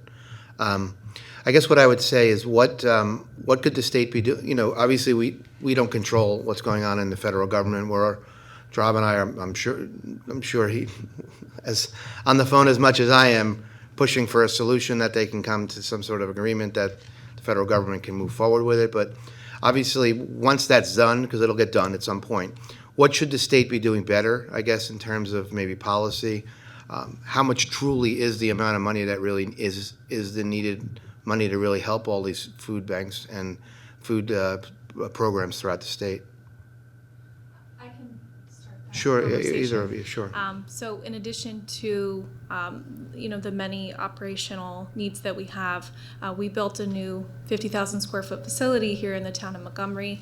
And I will say that it has been very difficult to get reimbursed the grants that we received through ESD and other state programs. It's taken several years and we're still waiting. So that puts a big stress on our operations because we have to dip into our operational funds to cover those costs at a time when our food purchasing is the highest cost and it's increasing due to the need. So Before you go, yes. What are some of the challenges in terms of getting reimbursement? Is this just the overload of paperwork, or is it? It's the administrative? overload of paperwork. We'll submit something. Will take months before we get any sort of response. We did receive communication from ESD that we're about to receive the funding that we had been granted a few years ago, and so that's good news. But just in moving forward, whether it's HIPNAP or Nourish, if you could propose some sort of legislation as far as the state just reimbursing, and I'm sure it's not isolated to our organization alone. On that point. So, for folks that are still here, let me just make a statement because it closely aligns with what we just heard. I don't think in the Hudson Valley, and I'm speaking because this is where I live, this is where I grew up, that it is such a well-coordinated response in so many areas. The Hudson Valley has set the standard for how we help other people, and we do it collaboratively. There's no doubt about that. And being now in government for 22 years, I've also seen the evolution of that, from being really good to being like the gold standard. People will talk about the Hudson Valley when they talk about how things are delivered. The frustrating part is to hear you, Felicia, say that when we're talking about reimbursement from the state of New York, which is not short of money, the money is there, it needs to get to the agencies that are providing these services because you don't have, like, quote unquote, the big fund balance that actually the state of New York has, which is a good thing fiscally. But there's got to be a way. I mean, all of the things that were discussed today directly come back to some of those things. And the other part of this is that when we heard what we heard today, these were core areas of life. We're talking about food. We're talking about housing. We're talking about childcare and how all of those things relate to life for individuals. But getting back to the food, and Laura and Felicia, please, this is just the one question that I have, is that where we know we're looking at challenges when it comes to funding, which eventually may be released, how do we bridge that gap so you can keep moving and keep distributing? A bridge loan program would be one solution, right? We have organizations, our organization is starting a bridge loan program, but then you also have other financial organizations that offer this as well, that can put aside the money and make it available to the nonprofits while they're waiting for that funding to come through.